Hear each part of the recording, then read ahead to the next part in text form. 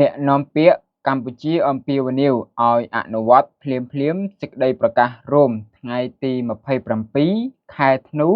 ដើម្បីវាស់វែងខណ្ឌសីមាព្រំដែនកម្ពុជា-ថៃ តាមរយៈសន្និសីទសារព័ត៌មាននៅថ្ងៃទី11 ខែឧសភា ឆ្នាំ2026 នេះ អ្នកនាំពាក្យរាជរដ្ឋាភិបាលកម្ពុជាឯកឧត្តម ប៉ែន បូណា បញ្ជាក់ជាថ្មីនូវប្រសាសន៍របស់សម្ដេចមហាបវរធិបតី ហ៊ុន ម៉ាណែត នាយករដ្ឋមន្ត្រីនៃកម្ពុជា បានប្រាប់ទៅកាន់ភាគីថៃ ប្រធានអាស៊ាន និងបណ្ដាសារព័ត៌មានអន្តរជាតិនានាក្នុងសន្និសីទសារព័ត៌មាននៅកោះសេប៊ូ ប្រទេសហ្វីលីពីន កាលពីថ្ងៃទី7 ខែឧសភា ឆ្នាំ2026 អំពីជំហររបស់កម្ពុជា គឺមិនទទួលស្គាល់ដាច់ខាតការកំណត់ដោយការប្រើប្រាស់កម្លាំង ឬតាមរយៈការបង្កើតអង្គហេតុសម្រេចលើទីតាំងជាក់ស្ដែង ហើយបែរមកអនុវត្តដោយពេញលេញ និងភ្លាមៗនៅសេចក្តីប្រកាសរួមថ្ងៃទី27 ខែធ្នូ ឆ្នាំ2025 ដោយចាប់ផ្ដើមដំណើរការឡើងវិញជាបន្ទាន់នៅការវាស់វែងនិងខណ្ឌសីមាព្រំដែនរវាងកម្ពុជានិងថៃ អ្នកនាំពាក្យរាជរដ្ឋាភិបាលបានបញ្ជាក់ថាជំហរដោះស្រាយបញ្ហាព្រំដែនគោករបស់កម្ពុជាតាំងពីមុនរហូតដល់បច្ចុប្បន្ន រាជរដ្ឋាភិបាលកម្ពុជាបានប្រកាន់ជំហរច្បាស់លាស់ម៉ឺងម៉ាត់និងឥតប្រែប្រួលទាល់តែសោះអំពីដំណោះស្រាយបញ្ហាព្រំដែនជាមួយថៃ ក៏ដូចជាជាមួយបណ្ដាប្រទេសជិតខាងទាំងអស់ នេះគឺជាជំហរដោះស្រាយជម្លោះដោយសន្តិវិធី ដោយផ្អែកលើកិច្ចព្រមព្រៀងដែលមានស្រាប់ និងអនុលោមតាមអនុសញ្ញា សន្ធិសញ្ញា និងច្បាប់អន្តរជាតិ និងគោលការណ៍ខ្សែព្រំដែនមិនកែប្រែ UT Positrix Juris ជំហរនេះត្រូវបានបញ្ជាក់ឡើងវិញដោយសម្ដេចមហាបវរធិបតីហ៊ុន ម៉ាណែត នាយករដ្ឋមន្ត្រីនៅឯកិច្ចប្រជុំត្រីភាគីរវាងហ្វីលីពីន កម្ពុជា ថៃ នៅកោះសេប៊ូ ប្រទេសហ្វីលីពីន កាលពីថ្ងៃទី7 ខែឧសភា ឆ្នាំ2026 ជាក់ស្ដែងនៅក្រៅជំនួបនោះ សម្ដេចមហាបវរធិបតីហ៊ុន ម៉ាណែត នាយករដ្ឋមន្ត្រីបានសង្កត់ធ្ងន់តាមរយៈសន្និសីទកាសែតរួមគ្នាថា កម្ពុជាសូមរំលឹកឡើងវិញថាខ្សែព្រំដែនមិនអាចត្រូវបានផ្លាស់ប្ដូរ ឬកំណត់ដោយការប្រើប្រាស់កម្លាំង ឬតាមរយៈការបង្កើតអង្គហេតុសម្រេចលើទីតាំងជាក់ស្ដែង Fait accompli នោះទេ ក្នុងន័យនេះ កម្ពុជាអំពាវនាវឲ្យមានការអនុវត្តដោយពេញលេញ និងភ្លាមៗនៅសេចក្តីប្រកាសរួមថ្ងៃទី27 ខែធ្នូ ឆ្នាំ2025 ទាំងស្រុង ជាពិសេសចំណុចទី3 ដែលអំពាវនាវឲ្យមានការចាប់ផ្ដើមដំណើរការឡើងវិញជាបន្ទាន់នូវការវាស់វែងនិងខណ្ឌសីមារបស់គណៈកម្មការចម្រុះខណ្ឌសីមាព្រំដែនគោក JBC ស្របតាមកិច្ចព្រមព្រៀងដែលមានស្រាប់ដោយគ្មានការពន្យារពេលបន្តទៀតឡើយ សម្ដេចធិបតីជឿជាក់ថាយន្តការនេះគឺពិតជាចាំបាច់ក្នុងការធានាបញ្ចប់ការបង្កើតអង្គហេតុសម្រេចលើទីតាំងជាក់ស្ដែង Spot Accomplish ដើម្បីធានាថាអធិបតេយ្យភាពបូរណភាពទឹកដី និងខ្សែព្រំដែនអន្តរជាតិត្រូវបានគោរពស្របតាមច្បាប់អន្តរជាតិ និងសន្ធិសញ្ញា ព្រមទាំងកិច្ចព្រមព្រៀងដែលមានស្រាប់ ការនេះក៏នឹងជួយលើកកម្ពស់ទំនុកចិត្ត និងនាំមកនូវសន្តិភាពយូរអង្វែងរវាងប្រទេសទាំងពីរ ត្រង់ចំណុចនេះ អ្នកនាំពាក្យរាជរដ្ឋាភិបាលសូមបញ្ជាក់ជូនថា ចាប់ពីថ្ងៃទី19 ដល់ថ្ងៃទី26 ខែវិច្ឆិកា ឆ្នាំ2025 ក្រុមវាស់វែងចម្រុះនៃភាគីទាំងពីរបានចុះអនុវត្តការងារលើដីជាក់ស្ដែងនៅកំណត់ខ្សែព្រំដែនចន្លោះបង្គោលព្រំដែនលេខ42 និង 43 ដែលមានប្រវែងប្រមាណ 7 គីឡូម៉ែត្រនៅក្នុងភូមិសាស្ត្រភូមិព្រៃចន្ទ ឃុំអូបីជាន់ស្រុកអូជ្រៅខេត្តបន្ទាយមានជ័យដោយបានបញ្ចប់ទាំងស្រុងការងារថតរូបពីលើអាកាសដោយប្រើដ្រូនដើម្បីបង្កើតផែនទីរូបថត Photo Map ចាប់ពីថ្ងៃទី8ដល់ថ្ងៃទី26ខែវិច្ឆិកាឆ្នាំ2025ក្រុមវាស់វែងចម្រុះនៃភាគីទាំងពីរបានចុះអនុវត្តការងារលើដីជាក់ស្ដែងនៅកំណត់ខ្សែព្រំដែនចន្លោះបង្គោលព្រំដែនលេខ52និង59ដែលមានប្រវែងប្រមាណ 8.3 គីឡូម៉ែត្រនៅក្នុងឃុំកំរៀងស្រុកកំរៀងខេត្តបាត់ដំបងដោយបានបញ្ចប់ការងារវាស់វែងនិងបោះបង្គោលបណ្ដោះអាសន្ននៅលើដីជាក់ស្ដែងសរុបចំនួន166បង្គោលបណ្ដោះអាសន្នក្រុមវាស់វែងចម្រុះនៃភាគីទាំងពីរបានសន្យាថានឹងបន្តវាស់វែងនិងបោះបង្គោលបណ្ដោះអាសន្ននៅលើដីជាក់ស្ដែងជាបន្តទៀតដូច្នេះអ្វីដែលកម្ពុជាចង់បានគឺក្រុមការងារចម្រុះនៃភាគីទាំងពីរបន្តធ្វើការងារដែលបានធ្វើកាលពីពេលកន្លងទៅដោយគ្មានបង្អែបង្អង់រឿងផ្លែទុរេនវិញម្ដងពុកម៉ែបងប្អូនប្រិយមិត្តទុរេនស្ទឹងត្រង់ត្រូវបានលើកទឹកចិត្តឲ្យបង្កើតស្លាកសញ្ញាសម្គាល់បាទកំសួរនៃមន្ទិលអំពីប្រភេទទុរេនបានជំរុញឲ្យសហគមន៍ទុរេនស្រុកស្ទឹងត្រង់ដែលជាសម្បុកចំការទុរេនដ៏ពេញនិយមនិងល្បីល្បាញមួយនៅកម្ពុជាបង្កើតស្លាកសញ្ញាសម្គាល់ពាក់ព័ន្ធនឹងបញ្ហានេះលោកអ៊ុនច័ន្ទដាអភិបាលខេត្តកំពង់ចាមបានផ្ដល់ការណែនាំដល់ប្រជាកសិករនិងសហគមន៍ដាំទុរេនក្នុងស្រុកស្ទឹងត្រង់ឲ្យរួបរួមគ្នាបង្កើតផ្លាកសញ្ញានេះឲ្យបានច្បាស់លាស់នៅពេលលោកចុះសំណេះសំណាលនិងពិនិត្យមើលសហគមន៍មួយកន្លែង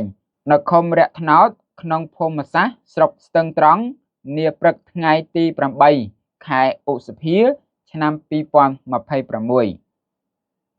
លោកបានលើកឡើងថាទុរេនស្រុកស្ទឹងត្រង់គឺជាកសិផលដែលមានសក្តានុពលខ្ពស់និងមានរសជាតិឆ្ងាញ់ពិសាដែលទទួលស្គាល់ដោយអ្នកបរិភោគទូទៅប៉ុន្តែកន្លងមកមានការយកឈ្មោះទុរេនស្ទឹងត្រង់ទៅប្រើប្រាស់លើទុរេនដែលនាំចូលក្រៅពីប្រទេសទៅប្រើប្រាស់លើទុរេនដែលនាំចូលពីក្រៅតំបន់ដែលធ្វើឲ្យប៉ះពាល់ដល់កេរ្តិ៍ឈ្មោះនិងតម្លៃទីផ្សារពិតប្រាកដនៅពេលនេះទុរេនជាដំណាំដែលកំពុងតែដាំបាននៅទីតាំងជាច្រើនខណៈដែលពីមុនមកគឺមានតែនៅកំពតក្រៅពីកំពតនិងកំពង់ចាមទុរេនត្រូវបានដាំជាចម្ការនៅពោធិ៍សាត់រតនគិរីមណ្ឌលគិរីកោះកុងត្បូងឃ្មុំជាដើមលោកអភិបាលខេត្តគឺគាត់ឲ្យ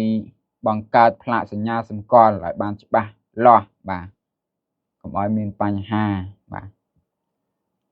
ឥឡូវនេះសូមងាកទៅព័ត៌មានថ្មីបន្តទៀតពុកម៉ែបងប្អូនប្រិយមិត្តអតីតពលករនិងពលរដ្ឋជាង 1000 នាក់ទទួលបានឱកាសការងារនិងចុះឈ្មោះរៀនជំនាញពីវេទិកាការងារខេត្តឧត្តរមានជ័យអតីតពលករមកពីប្រទេសថៃនិងប្រជាពលរដ្ឋប្រមាណជាង 1400 នាក់បានចូលរួមទទួលបានឱកាសការងារនិងចុះឈ្មោះចូលរៀនជំនាញបច្ចេកទេសនៅក្នុងវេទិកាការងារសន្តិសុខសង្គមនិងបណ្ដុះបណ្ដាលវិជ្ជាជីវៈដែលបានធ្វើឡើងនៅខេត្តឧត្តរមានជ័យកាលពីថ្ងៃទី8 9ខែឧសភាឆ្នាំ2026លោកសុនមេសាអ្នកនាំពាក្យក្រសួងការងារនិងបណ្ដុះបណ្ដាលវិជ្ជាជីវៈបានបញ្ជាក់នៅថ្ងៃទី11ខែឧសភានេះថាវេទិកាការងារនេះមានអតីតពលករខ្មែរមកពីប្រទេសថៃនិងប្រជាពលរដ្ឋប្រមាណជាង 1400 នាក់បានអញ្ជើញចូលរួមស្វែងរកការងារធ្វើក៏ដូចជាស្វែងយល់បន្ថែមអំពីអត្ថប្រយោជន៍នៃរបបសន្តិសុខសង្គមនិងឱកាសចូលរៀន វគ្គបណ្ដុះបណ្ដាលបច្ចេកទេសនិងវិជ្ជាជីវៈដោយឥតគិតថ្លៃផងដែរលោកបន្តថាក្នុងឱកាសនោះអតីតពលករមកពីប្រទេសថៃនិងប្រជាពលរដ្ឋបានចុះឈ្មោះចូលរៀនជំនាញសរុបចំនួន26នាក់ចំណែកអ្នកជាប់ការងារសរុប132នាក់ពីក្រុមហ៊ុនរោងចក្រសហគ្រាសធំៗដែលបានចុះទៅផ្សព្វផ្សាយឱកាសការងារនិងជ្រើសរើសកម្លាំងពលកម្មដល់មូលដ្ឋានលោកសុនមេសាសង្កត់ធ្ងន់ថាការបន្តចុះវេទិកាការងារនៅតាមខេត្តនេះជាការគិតគូររបស់រាជរដ្ឋាភិបាលដែលមានឯកឧត្តមរដ្ឋមន្ត្រីហេងស៊ូជាសេនាធិការក្នុងការផ្ដល់ឱកាសការងារជូនដល់ពលរដ្ឋនៅតាមមូលដ្ឋានដើម្បីកែសម្រួលជីវភាពបន្ថែមទៀតដូច្នេះសូមប្រជាពលរដ្ឋនិងបងប្អូនអតីតពលករចូលរួមវេទិកាការងារនេះឲ្យបានច្រើនកុះករអ្នកនាំពាក្យរូបនេះបានអំពាវនាវដល់បងប្អូនអតីតពលករខ្មែរដែលត្រឡប់មកពីប្រទេសថៃនិងពលរដ្ឋខ្មែរដែលមិនបានចូលរួមវេទិកាការងារលើកនេះសូមតាក់ទងទៅកាន់លេខ1297ដែលមានមន្ត្រីក្រសួងការងារនៅរងចាំទទួលទូរស័ព្ទរបស់បងប្អូន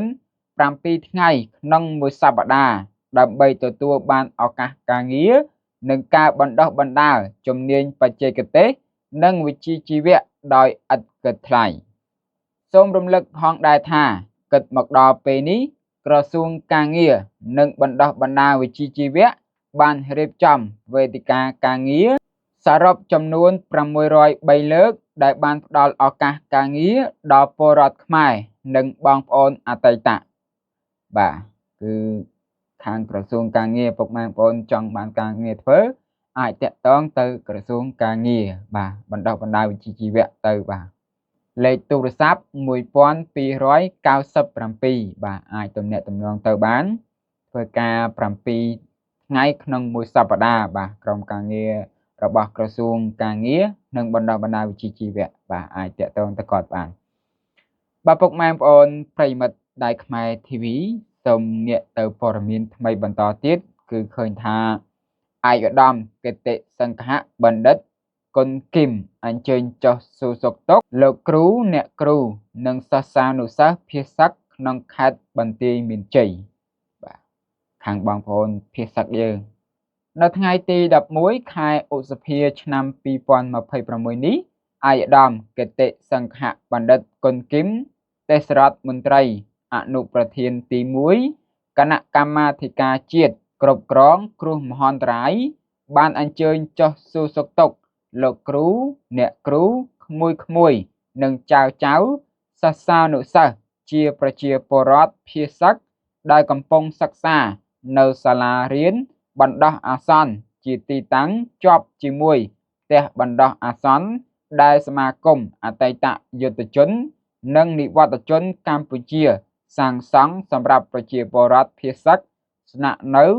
ថិតក្នុងឃុំស្លក្រាមស្រុកស្វាយជែក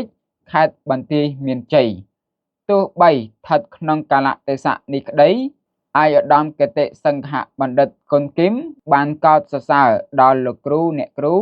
ដែលបានខិតខំបង្រៀនសិស្សានុសិស្សដោយយកចិត្តទុកដាក់ដើម្បីបន្តធានាមូលធនមនុស្សក្លាយជាយុវជនល្អប្រកបដោយគុណភាពក្នុងសង្គមជាតិរាជរដ្ឋាភិបាលដឹកនាំដោយសម្ដេចបវរធិបតីហ៊ុនម៉ាណែតនាយករដ្ឋមន្ត្រីនៃព្រះរាជាណាចក្រកម្ពុជានិងជាប្រធានគណៈកម្មាធិការជាតិគ្រប់គ្រងគ្រោះមហន្តរាយបានកំណត់ពីអាទិភាពក្នុងការដោះស្រាយពីសុខទុក្ខរបស់ប្រជាពលរដ្ឋភាសឹកជាបន្តបន្ទាប់ដូចជាការសាងសង់ផ្ទះបណ្ដោះអាសន្នតាមរយៈសមាគមអតីតយុទ្ធជននិងនិវត្តជនកម្ពុជាជាស្ថាបនារចនាសម្ព័ន្ធរួមមានផ្លូវអគ្គិសនីនិងទឹកស្អាតព្រមទាំងការឧបត្ថម្ភគាំទ្រដល់ជីវភាពប្រចាំថ្ងៃនិងការរៀបចំសាលារៀនសម្រាប់សិស្សានុសិស្ស បានបន្តការសិក្សាក្នុងគ្រាដែលរាជរដ្ឋាភិបាលបានកំពុងស្វែងរកដំណោះស្រាយតាមគ្រប់មធ្យោបាយក៏ដូចជាផ្លូវច្បាប់អន្តរជាតិលើបញ្ហាព្រំដែនបាទគឺរាជរដ្ឋាភិបាលយើងមិនចោលបងប្អូនប្រជាពលរដ្ឋទេគឺយកចិត្តទុកដាក់បាទធ្វើផ្ទះបណ្ដោះអាសន្នបាទហើយថែមទាំងយកចិត្តទុកដាក់ធ្វើផ្លូវធ្វើអីផ្សេងៗហ្នឹងដើម្បីឲ្យងាយស្រួលដល់បងប្អូនភាសាយើងទាំងអស់បាទពុកម៉ែបងប្អូនប្រិយមិត្តតែខ្មែរ TV ឥឡូវនេះខ្ញុំបាទសូមគោរពលាពុកម៉ែបងប្អូនតែប៉ុណ្្នឹងសិនជួបគ្នានៅវីដេអូក្រោយជាបន្តទៀតសូមគោរពលា